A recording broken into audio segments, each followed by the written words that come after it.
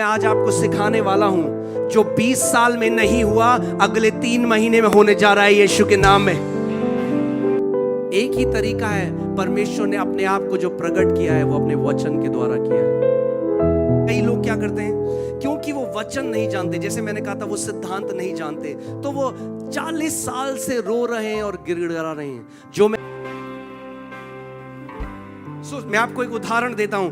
2 लोग हैं, एक व्यक्ति विश्वासी है, एक व्यक्ति विश्वास नहीं करता, और उन दोनों ने ये निर्णय लिया कि हम एक सेब का बागान लगाएंगे, हम बिजनेस करेंगे, सेब बेचेंगे। उन्होंने रांची में दोनों ने 1-1 एकड़ जमीन ली और उन्होंने कहा हम दोनों जो है एक सेब का बिजनेस करेंगे, हम सेब एक्सपोर्ट करेंगे यहां से। तो जो अविश्वासी है, जो विश्वास नहीं करता, प्रभु को नहीं मानता, मगर वो एक सिद्धांत जानता है, और सिद्धांत क्या है? बोना और कटनी करना, सोइंग एंड रीपिंग। और वो जानता है अगर मुझे सेब चाहिए तो मुझे सेब के बीज बोने पड़ेंगे। तो वो जाता है और बेस्ट क्वालिटी के सेब के बीज ले आता है और सेब के बीज बोता है। मगर जो विश्वासी है वो कहता है मैं 40 दिन का उपवास करूंगा और सेब के पेड़ आ जाएंगे। मैं आपसे पूछता हूं, अब 40 दिन हो गए, तो जो अविश्वासी था उसके खेत में थोड़े थोड़े अंकुर आने लगे, जो विश्वासी है वहां भूमि वैसी ही है। 6 महीने हो गए, 1 साल हो गया और फल नहीं आया कोई। अब वो गुस्सा कर रहा है, कह रहा है प्रभु तूने उसको तो सेब दे दिए, तूने मुझे सेब क्यों नहीं दिए? कई बारी हम ऐसा करते हैं क्योंकि हम में उसका ज्ञान नहीं है। कई लोग हैं जो परमेश्वर के सामने गिड़गिड़ा रहे हैं और एक कटनी के लिए प्रार्थना कर रहे हैं, जबकि उन्होंने कोई बीज नहीं बोया है। आज मैं आपको जो सिद्धांत सिखा रहा हूं, अगर आप ध्यान धरकर मेरी आवाज सुन रहे हैं जहां कहीं आप हैं, और आप इस बात को समझ गए, मैं आपको बता रहा हूं आपका जीवन पृथ्वी में एक स्वर्ग की तरह होगा। मैं वो व्यक्ति, मैं आपके सामने गवाह की तरह खड़ा हूं। 19 साल में मुझे दिमागी बीमारी हुई और आज मैं एक ऐसा जीवन जी रहा हूं जो ब्लेस्ड है, जो मेरा जीवन ऐसा है जैसे स्वर्ग हो पृथ्वी पे। क्यों? क्योंकि मैंने उसके वचन को आदर करना। जो लोग परमेश्वर के वचन का आदर करते हैं, परमेश्वर उनका आदर करता है। जो लोग उसके वचन का आदर करते हैं, परमेश्वर उन्हें महान चोटियों में बिठाता है। हालेलुया।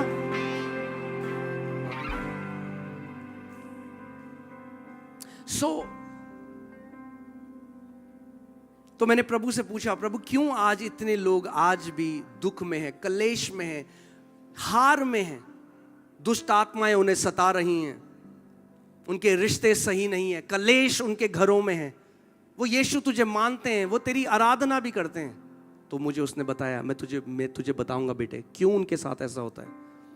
क्योंकि उन्हें मेरे वचन का ज्ञान नहीं, क्योंकि वो रीति रिवाज में फंसे हुए हैं, क्योंकि उन्हें मेरा प्रकाशन नहीं।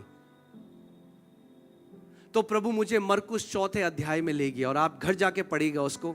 मगर वहां पे यीशु मसीह ने एक दृष्टांत बताया, और आप जानते हैं वो रोने लगा वो दृष्टांत बता के। क्यों रो रहा है वो एक दृष्टांत बता के? क्योंकि उसका दिल धड़कता है आपके लिए। वो कहता है मेरे ज्ञान न होने के कारण मेरी प्रजा नाश हो रही है। वो भाग रहे हैं एक मीटिंग से दूसरी मीटिंग, एक जगह से दूसरी जगह।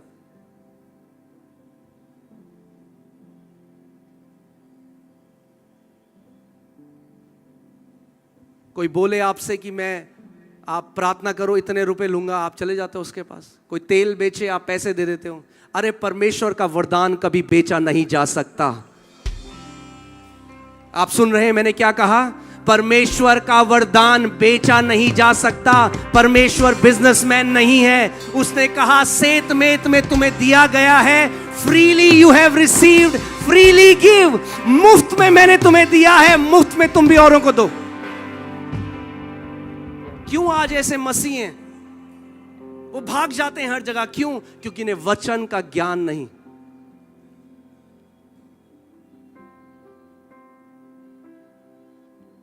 और यीशु मसीह ने दृष्टांत बताया और उसने कहा एक बीज बोने वाला बीज बोने निकला और कुछ बीज पथरीली भूमि पे गिरे।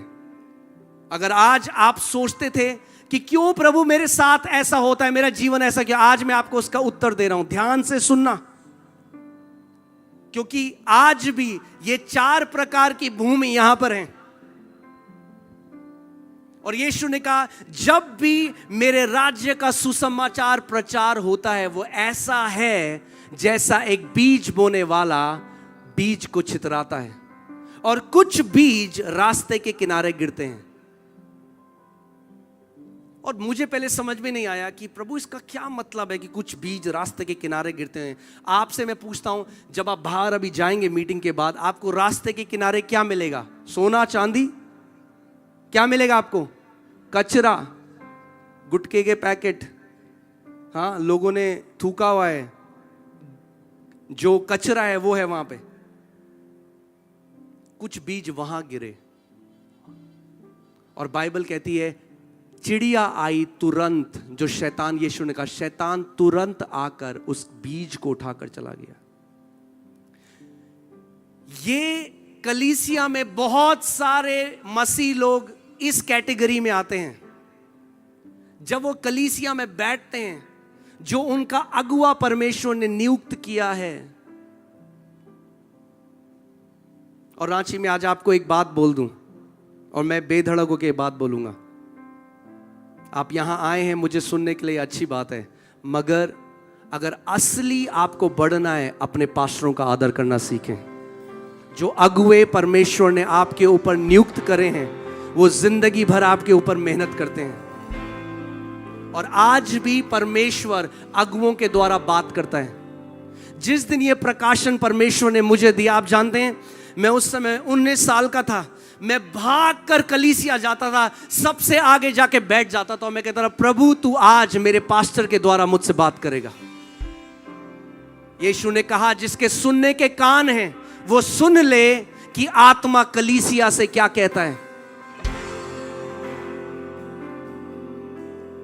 तो मैंने प्रभु से कहा प्रभु ये पहले कैटेगरी के लोग वो हैं जब वचन का प्रचार होता है तो आप पता क्या देखेंगे, वो हंस रहे हैं, उनका पास्टर प्रचार कर रहा है, वो हंस रहे हैं, फोन में लगे हैं, उनका ध्यान कहीं और है, बात कर रहे हैं। परमेश्वर की नजर में वो परमेश्वर के वचन को कचरे की तरह देखते हैं। भले ही वो बोलेंगे नहीं कभी ऐसे, मगर उनका जो स्वभाव उसके वचन के प्रति है। जब वचन प्रचार होता है आप देखेंगे वो मजाक कर रहे हैं, वो बात कर रहे हैं, उनको कोई परवाह नहीं है वचन क्या आ रहा है। और बाद में फिर पता क्या करेंगे, जब मीटिंग खत्म हो जाएगी, पास्टर पास्टर,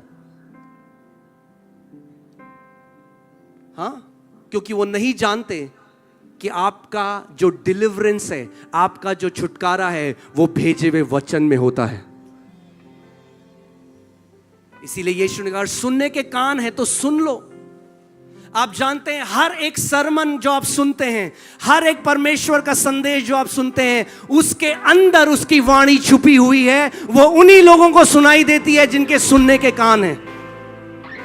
और आज भी जब मैं आपसे बात कर रहा हूं तो अगर आपके सुनने के कान हैं तो वो परमेश्वर की आवाज, वो परमेश्वर की वाणी आप तक पहुंचेगी। और क्योंकि शैतान जानता है अगर इसके अंदर हृदय में परमेश्वर के वचन का बीज चला गया तो परमेश्वर का राज्य इसके जीवन में प्रकट होने लग जाएगा। तो मुझे इसे रीति रिवाजों में फंसा के रखना है। ये क्रिसमस में जाए, केक खाए, डांस करे, घर आ जाए, मगर वचन इसके हृदय में ना जाए। क्योंकि वचन अगर इसके हृदय में चला गया तो ये मेरे चंगुल से चला जाएगा दूर। तो क्या करूंगा मैं वचन रोकूंगा। तो जब वचन का प्रचार होता है तो क्या करूंगा, ये हंसेगा, जोक मारेगा ना। जब मैं 19 साल का था तो हमारा एक यूथ ग्रुप होता था, और जब हमारे पास्टर प्रचार कर रहे होते थे तो वो मजाक उड़ा रहे होते थे, जोक्स मार रहे होते थे। तो मैं उनसे हट के मैंने कहा मैं अलग बैठूंगा। तो मेरे को छिड़ाने लग जाते थे उस टाइम, वो कहते थे पास्टर का चमचा है। मगर जो आप आदर करोगे अपने अगुओं का, आगे आने वाले टाइम में आप देखोगे परमेश्वर जो आपको उठाएगा सबके सामने।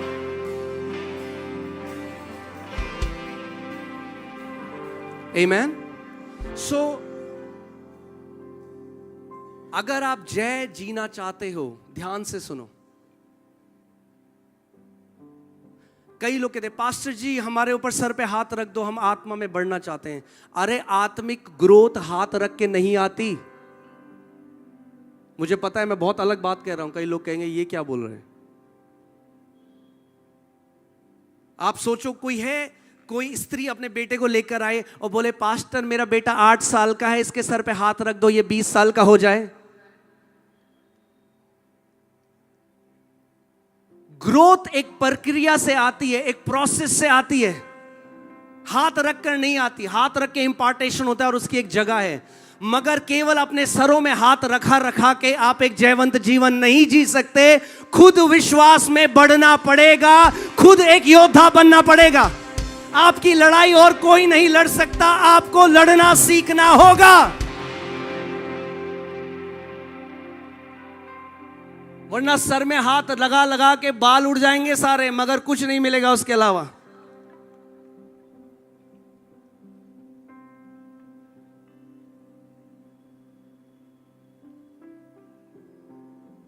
हर एक परमेश्वर का जो दास है, उसको परमेश्वर ने इसीलिए नियुक्त किया है कि वो उसके वचन को बता सके। कोई भी परमेश्वर का दास आपका उत्तर नहीं है, मैं आपका उत्तर नहीं। जो वचन मैं दूंगा आपको, उसमें आपका उत्तर है, उसमें आपकी जय है, उसमें आपकी चंगाई है, उसमें आपका छुटकारा है, उसमें आपका ब्रेक थ्रू है।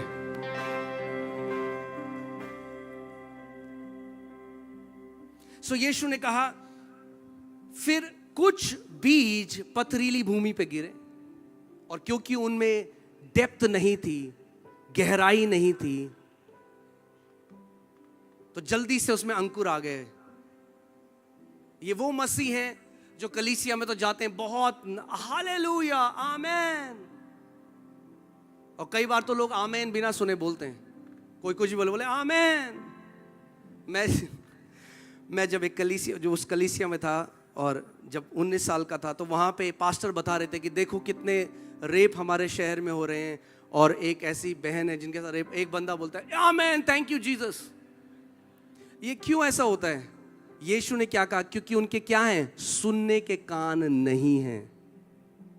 वो वचन को ध्यान धरकर नहीं सुनते, क्योंकि उन्हें क्या लगता है मेरा छुटकारा किसमें? तेल की बोतल में है, रुमाल में है, किसी के हाथ में है। अरे आपका छुटकारा परमेश्वर के जीवित वचन में है।